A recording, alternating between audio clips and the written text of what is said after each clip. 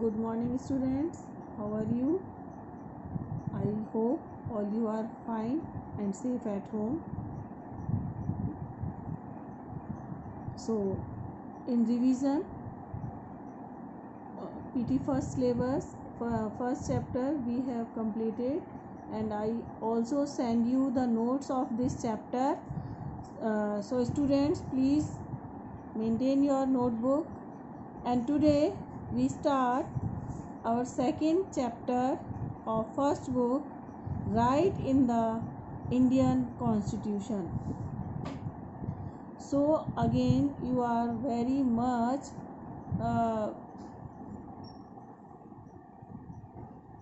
know about this chapter, because in this chapter first we define the definition of right, and after that we discuss all the fundamental rights which are given in our constitution. Okay, the second chapter, rights in the Indian Constitution. So we all are aware that 6 fundamental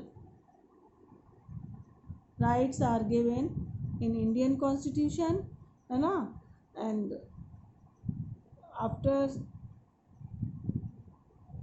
that we also know that what are the rights which are given by the Indian Constitution.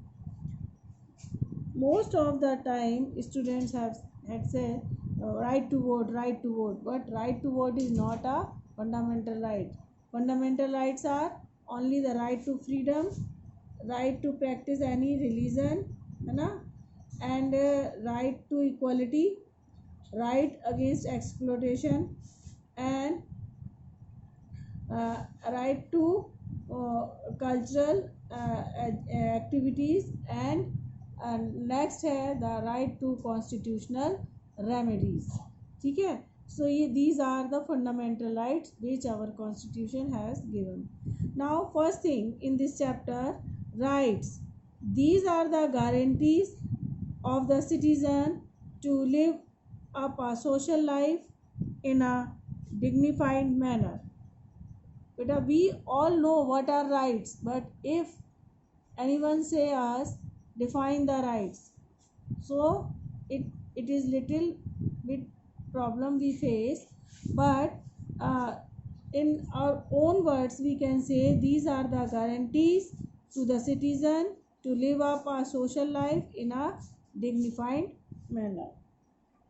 ये एक ऐसी वो है जो सरकार देती है हमें, जिससे कि हर एक जो सिटीज़न है वो अपनी लाइफ जो है डिग्निफाइड तरीके से कर सके. Next, constitutional remedies. ये आपको मैं इसके जो न्यू टर्म्स हैं, स्पेशल टर्म्स हैं, वो बता रही हूँ.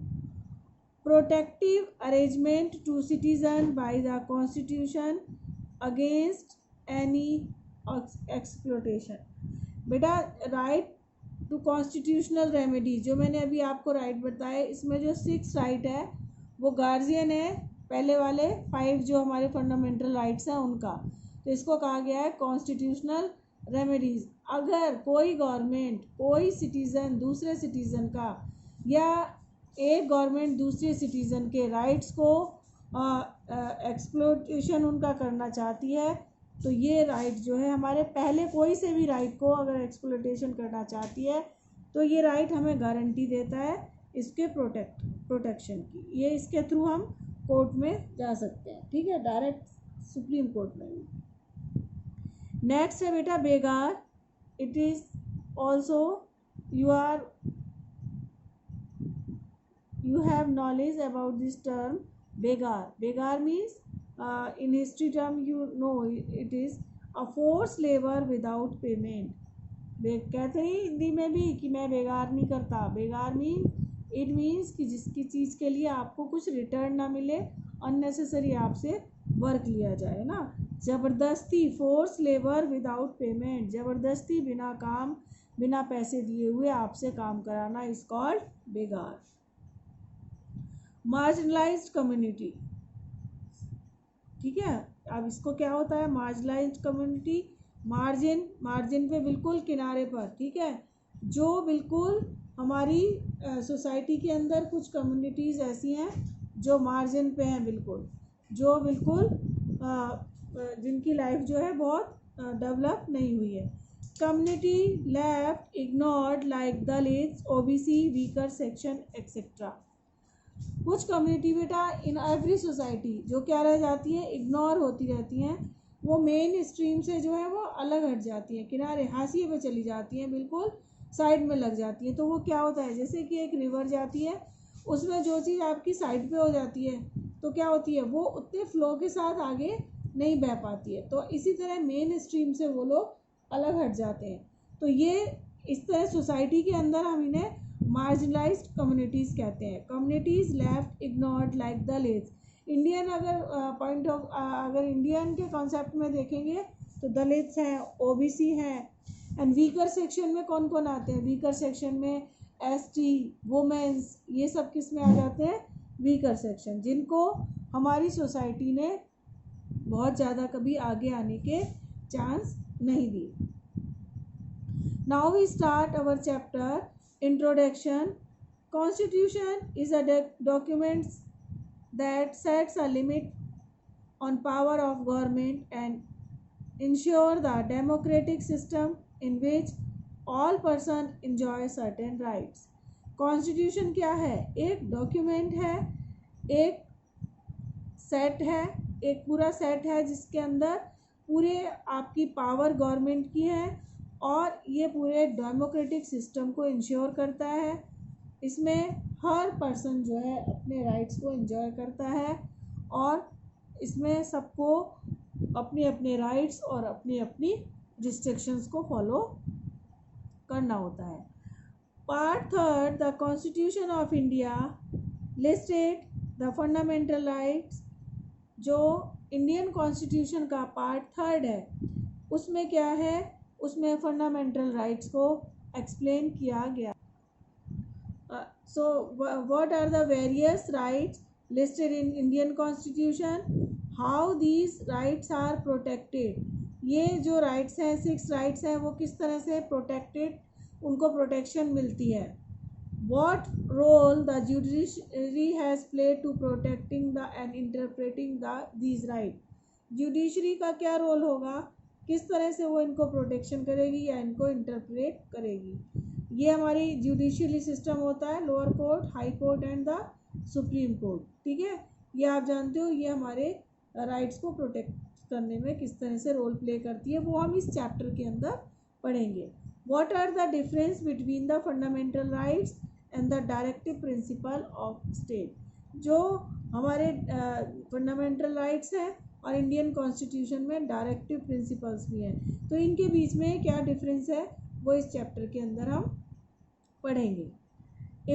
Now importance of right.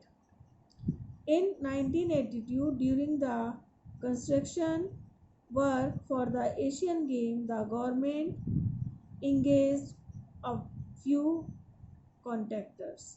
बेटा through the examples we trying to define what are the rights. 82 में बेटा इंडिया में पहली बार एशियन गेम जो है हम उन्हें होस्ट किया था, ठीक है। इंडिया ने first time Asian game host किए थे, एशियाड 82, है ना। और इसमें भाई एशियाड होते हैं, कॉमनवेल्थ देखे थे आपने, पूरी दिल्ली बदल गई थी अभी आप, है ना। तो इसी तरह से जब एशियाड हुए तो इंडियन गवर्नमेंट ने बहुत सारे कॉन्ट्रैक्टर्स जो हैं उनको ये काम करने के लिए दिया। These contractors employed many poor construction workers. इनने अब कॉन्ट्रैक्टर्स जो होते हैं बेटा वो आगे लेबर लगाते हैं, आप सब जानते हो। इन्होंने बहुत सारी लेबर लगाई जो गरीब थी, है ना। They were paid less than the minimum wages decided by the government. अब इनको जो कॉन्ट्रैक्टर्स इनसे वर्क करा रहे थे वो इन्हें बहुत कम पैसे देते थे उससे जो कि यहाँ पर मिनिमम वेजेस डिसाइडेड हैं, उससे भी इन्हें बहुत कम पैसे जो ये कॉन्ट्रैक्टर्स देते थे। ठीक है। A team of social scientist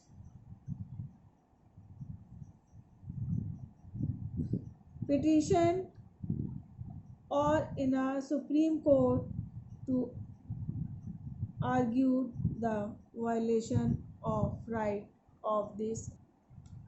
जो सोशल वर्कर थे उन्होंने एक पिटीशन जानते हो आप, कोर्ट में जो दी जाती है ना, उस वो करी किसकी, कि उन्होंने कहा कि इन पुअर जो लेबर है इसके साथ क्या हो रहा है, इनका एक्सप्लोटेशन हो रहा है। Court get prescribe wages for this work. Court ने इनकी जो वेजेस हैं वो कोर्ट में इनको डिस्क्राइब किया। मार्शल लॉन्ग वॉज, अब अदर एग्जाम्पल मैं आपको बता रही हूँ। एक तो ये हो गया इंडिया में एशियाड 82 हुए जब, तो वहाँ पर मिनिमम वेजेस जो है वो भी नहीं दी जा रही थी, ठीक है। नेक्स्ट है martial long was 23 when he was arrested in a charge of causing grievous injuries। Martial long जो जब उस टाइम 23 ईयर का था जब उसको अरेस्ट किया गया, किसमें, कि उसने किसी को बहुत गहरी चोट पहुंचाई है। He was found mentally unstable and was sent to mental hospital for the treatment। उसको मेंटली अनस्टेबल पाया गया और उसको इलाज के लिए मेंटल हॉस्पिटल भेज दिया गया। Michelle was treated successfully and doctors wrote twice to jail authorities in 1967 and 1996 that he was fit for trial। तो डॉक्टर्स ने वहाँ पर 2 बार वहाँ पर लिखा जेल अथॉरिटीज़ को, कब कब, 1967 एंड 1996, कितना टाइम हो गया ये, है ना। तो उन्होंने उसे लिखा कि अब ये ट्रायल फेस करने के लिए फिट है, but no one paid any attention. लेकिन किसी ने इस बात पर कोई ध्यान नहीं दिया।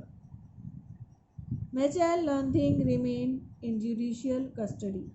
वो अपना टाइम जो है उस जुडिशियल कस्टडी में ही स्पेंड करते रहे। मिचेल लर्ग वॉज रिलीज इन जुलाई 2005। उसको 2005 में उसको छोड़ दिया गया, रिलीज़ कर दिया गया। He was 77 years. उस टाइम उसकी एज क्या हो चुकी थी, 77 ईयर।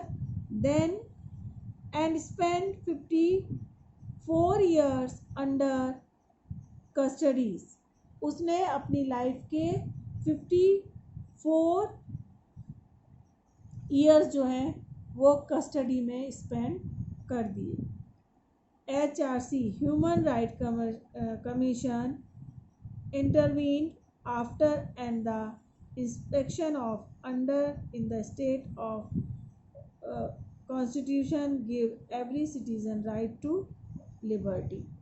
अब क्या था, ह्यूमन राइट कमीशन जो है उसने इसके अंदर इंटरवीन किया और कहा कि कॉन्स्टिट्यूशन हर पर्सन को, हर सिटीज़न को क्या देता है, लिबर्टी का राइट जो है वो।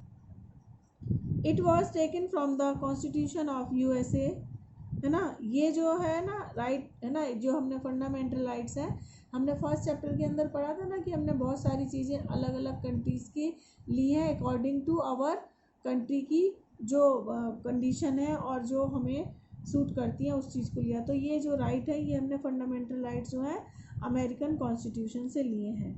इन democracy every individual must have certain rights and that is the government will always recognise this right. और हर डेमोक्रेसी के अंदर हर एक आदमी के पास कुछ राइट होने चाहिए जिसको गवर्नमेंट को हमेशा रिकॉग्नाइज करना चाहिए। The list of right given by the government and protected by the constitution is called the bill of right. जो भी लिस्ट होती है जो हमारे कॉन्स्टिट्यूशन के अंदर होती है ना, राइट्स की, बेटा हर कंट्री के अंदर कम या ज़्यादा होते हैं। आपने देखा था साउथ अफ्रीका का जो कॉन्स्टिट्यूशन पढ़ा था, वो बहुत ज़्यादा, वहाँ पर जो राइट्स हैं वो और भी ज़्यादा हैं, ठीक है। तो ये होते हैं the bill of right is prohibits government if they reject against the right of the individual and provides remedy in the case these violation of this right. Indian constitution में कॉन्स्टिट्यूशन रेमेडीज़ का जो है right जो है citizens को दिया गया है, अगर कोई गवर्नमेंट इंडियन जो सिटीज़न है उनके राइट्स को वायलेट करती है। Constitution protect the right of the individual that may threatened by the another person और the private organisation. In such situation, the individual would need to protection of the government. So it is necessary that the government is found the protect and right to individual. तो ये ज़रूरी है कि जो भी government है वो Indian जो सिटीजन्स हैं उनके जो राइट्स हैं उनको क्या करे, उनको प्रोटेक्ट करे।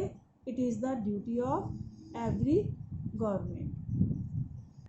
So student, today we have discussed this topic.